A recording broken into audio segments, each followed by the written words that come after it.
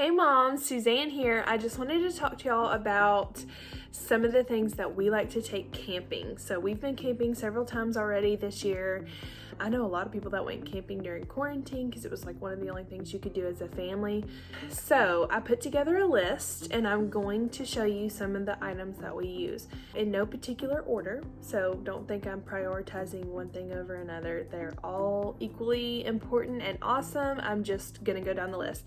So the first thing is our Orca cooler.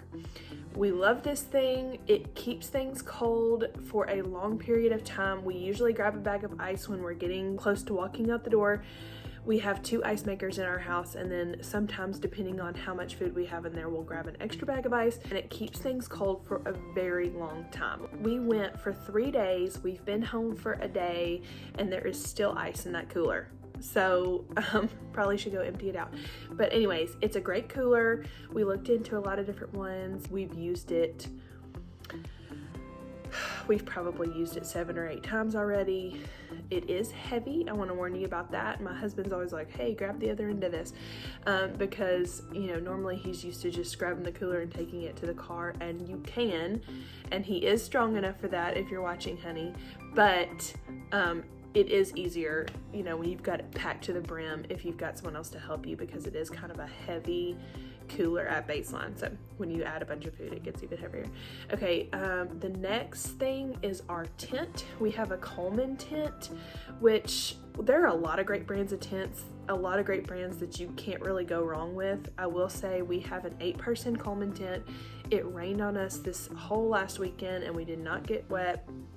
It's got enough room in there for our queen size air mattress. I know, glamping, but anyway, I like to have an air mattress, which you will notice that air mattress is not on this must-have list because there are a lot of other things you can do that are perfectly good ways to sleep while you're camping, like cots and foam roll beds and different types of things that you can sleep on. But we take an air mattress, and this tent is big enough for our air mattress and to put all 3 of our kids on the other end of it.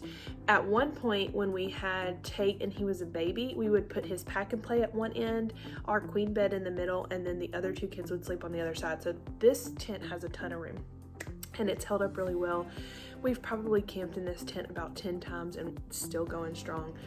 You know, so far it's been pretty durable. Okay, the other thing is a shade tent. So we have our tent that we sleep in. We keep all of our clothes and stuff like that in it. But we also have a shade tent that we put over our picnic table. So they come in all different sizes. We actually have one that's a 10-foot and a 12-foot. We take them to the beach. We take them camping. We take them to the ballpark if we need shade. We got ours at Academy Sports. Those come in a bunch of different brands, and as far as I know, there's not a whole lot of differential on the quality of those. Like, they all pop up kind of standard in the same way and cost around the same amount of money. Now, I'm sure you can find one that's super expensive, that's easier or lighter weight or whatever. Maybe some of them come with like weights to hold the ends of the shade tent down. I don't know, but whatever. We have one and we love to put it over our picnic table so that we always have shade, and it kind of keeps just different things from getting on our food. Okay, one tip that I really love is go to the Dollar Tree, not for cheap plastic, but for things that you need for camping, like hand soap, dishwashing soap, laundry detergent, because the Dollar Tree has to make it small enough that you can buy it for $1.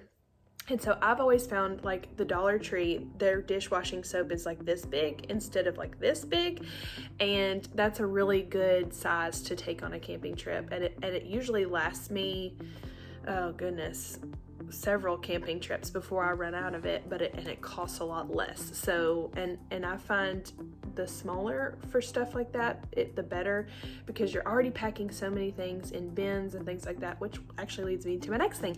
We put things in bins from Target. So just a regular clear plastic bin with a top. That's where we put our tarps and our hatchet for chopping wood.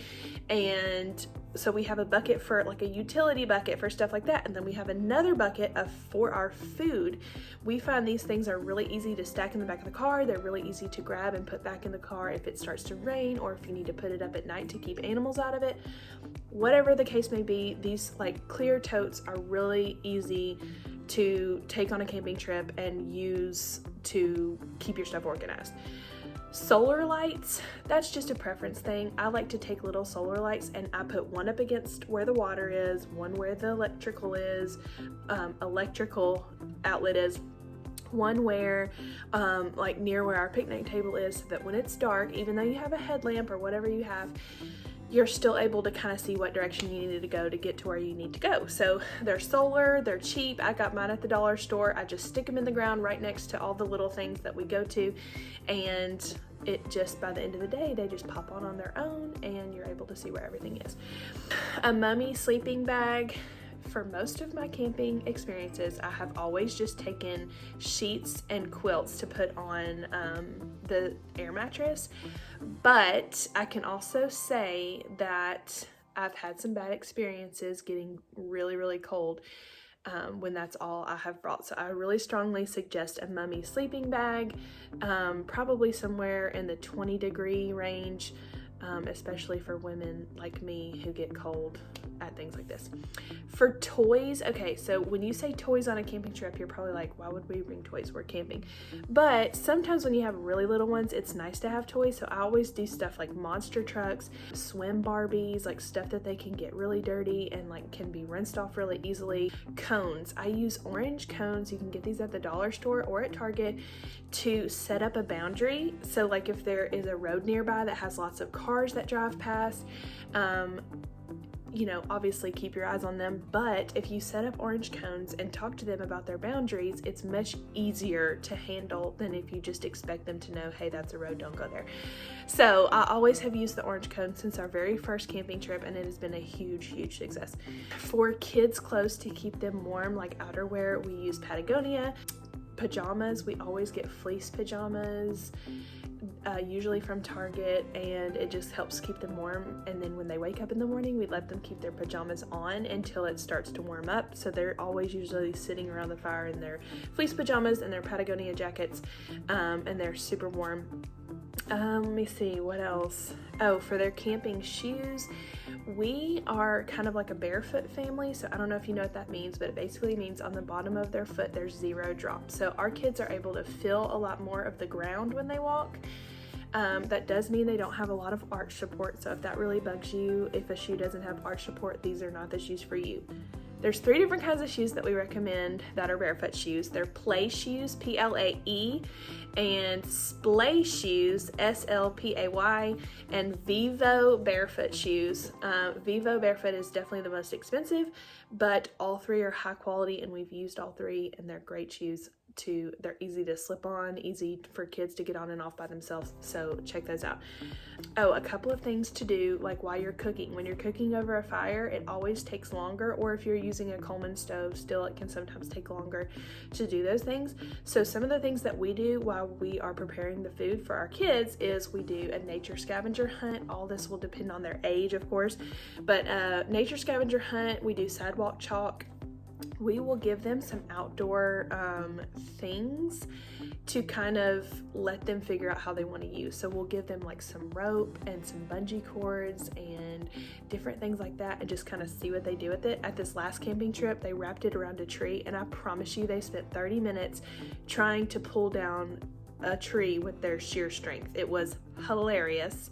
And they kept being like, Daddy, we need your help. And Jeff was like, they really think that I'm strong enough to pull that oak tree down.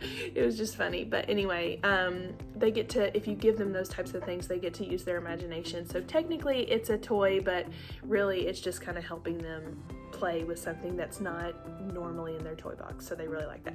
Okay, I think that's mostly all that I would like just recommend strongly. We have a lot of other little things. If you have questions like what brand flashlights and headlights and all the things, if you have a question about what brand we use or what brand we like, feel free to shoot me a message about that, but I'm not going to go into all those details right now. But I hope y'all have enjoyed this, and if you are considering camping and never been before, try it. You won't regret it. Yes, it might be hard.